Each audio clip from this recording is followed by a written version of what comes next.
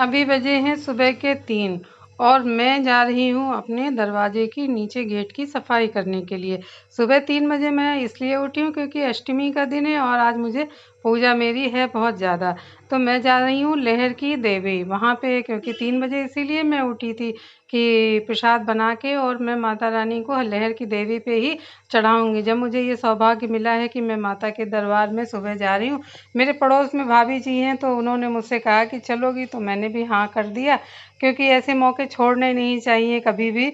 जो मौका मिले पूजा पाठ का उस मौके को कभी हाथ से नहीं जाने देना चाहिए, वरना बाद में पछताना होता है। तो मैं देखिए लहर की देवी पहुंच गई हूँ। हलवा पूड़ी मैं घर से बना के ले गई थी, बताशे वगैरह।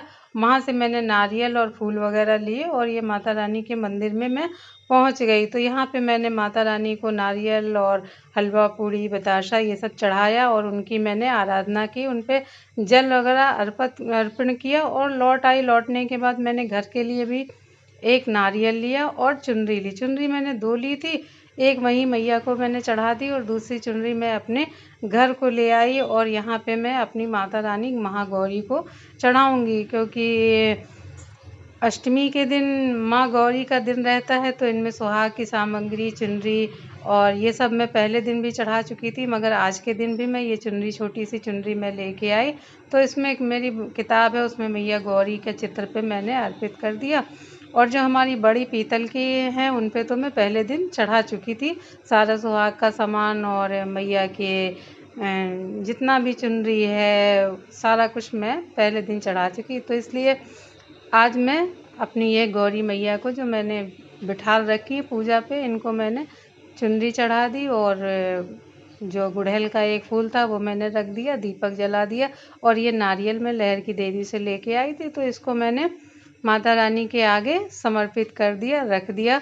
और ये मैंने हवन कुंड है तो इसको मैंने साफ़ किया, इसमें मैंने घी की एक दीपक रख दिया और संविदा सारी इसमें रख दी और इसकी मैं हवन की तैयारी भी लगा रही हूँ, क्योंकि मैं सप्तशती का जब पाठ करूँगी तो सप्तशती के पाठ के बाद तुरंत मैं हवन करती हूँ। तो ये मेरी हवन की सामग्री है, सामग्री नहीं है बल्कि सारा मेवा है। इसमें मैं पंच मेवा से ही अष्टमी को, हमेशा अष्टमी का हवन जो है वो मैं पंच मेवा से ही करती हूँ। तो मैंने रात में काट के तैयार कर लिया था और ये सुबह मैं हवन कर रही हूँ। अगर आपको इसकी पूरी जानकारी चाहिए तो कमेंट बॉक्स में आप मुझसे कमेंट में बता सकते हैं, तो मैं इसकी हवन की पूरी जानकारी आप लोगों को दे दूँगी कि मेवा का हवन कैसे करना चाहिए। तो इस तरह से मेरी अष्टमी की सुबह की पूजा मेरी संपन्न हुई और मैं थोड़ी देर के लिए यहाँ पास में मेरा मंदिर एक है शिव जी का, तो वहाँ भी जाती हूँ, तो जल वगैरह चढ़ा के और सब करने के बाद इसके बाद मैं वहाँ जाऊँगी।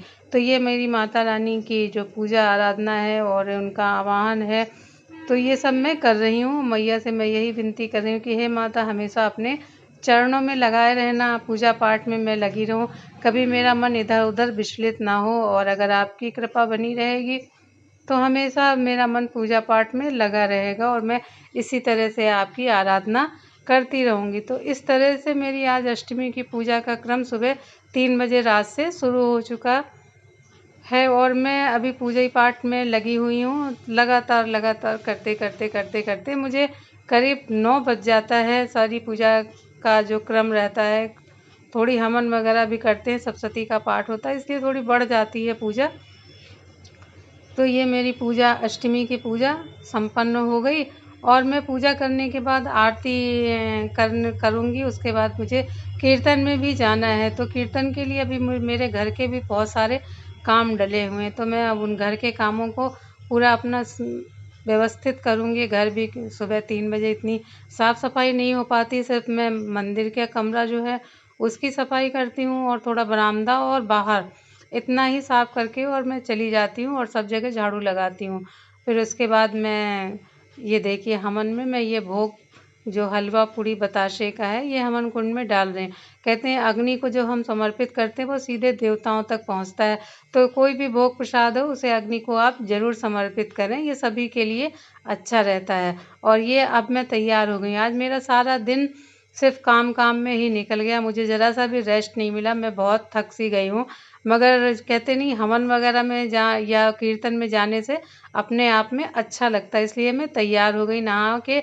अब मैं पहुंच गई हूँ कीर्तन में। तो ये देखिए नीलू भैया हैं और ये नीतू भाभी हैं, विनीता जी हैं, तो ये लोग सब जो कीर्तन मंडली के मुख्य सदस्य हैं, इनको आप हीरो भी कह सकते हैं। अगर ये लोग ना हों तो कीर्तन मंडली का अपना कोई अस्तित्व ही नहीं है, क्योंकि सारी जिम्मेदारियां इन्हीं लोगों पे ही हैं, 3-4 लोगों पे। ये इन लोगों की वजह से ही सब लोग एकत्रित होते हैं। और नीलू भैया भी बहुत मेहनत से ढोलक वगैरह बजाते हैं और बहुत अच्छी बजाते हैं, कैसा भी गाना हो, कुछ भी हो, ढोलक बहुत ही अच्छी बजाते हैं। और ये जो विनीता हैं, ये सब लोग बहुत अच्छा, और गाना वगैरह भी सब लोग बहुत अच्छा गाते। तो कीर्तन मंडली में कुल मिला के बहुत ही आनंद और प्रसन्नता रहती, उतनी देर हम लोग सब भूल जाते हैं। और ये माला भाभी के यहाँ कीर्तन हुआ था, तो उन्होंने अपनी नई बहू से भोग वगैरह लगवाया कीर्तन में।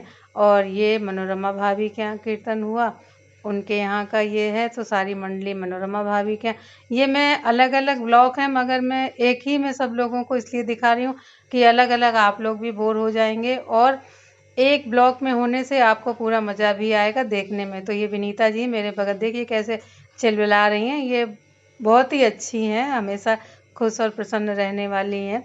और मेरी देवरानी भी लगती हैं, तो अच्छी है, कुल मिला के बहुत ही अच्छी हैं। और ये मनोरमा भाभी के यहाँ हैं, तो वो भी डांस कर रही हैं, नाच रही हैं, गा रही हैं। कहते नहीं, माता के प्रति अगर आपको ज़रा सी भी श्रद्धा होती है तो अपने आप पैर भी उठ जाते हैं, हाथ भी उठ जाते, जान मंजीरा भी बच जाता, सब कुछ सब ऑटोमेटिक अपने आप होने लगता है, कोई खुद नहीं करता, वो माँ ही प्रेरणा देती है।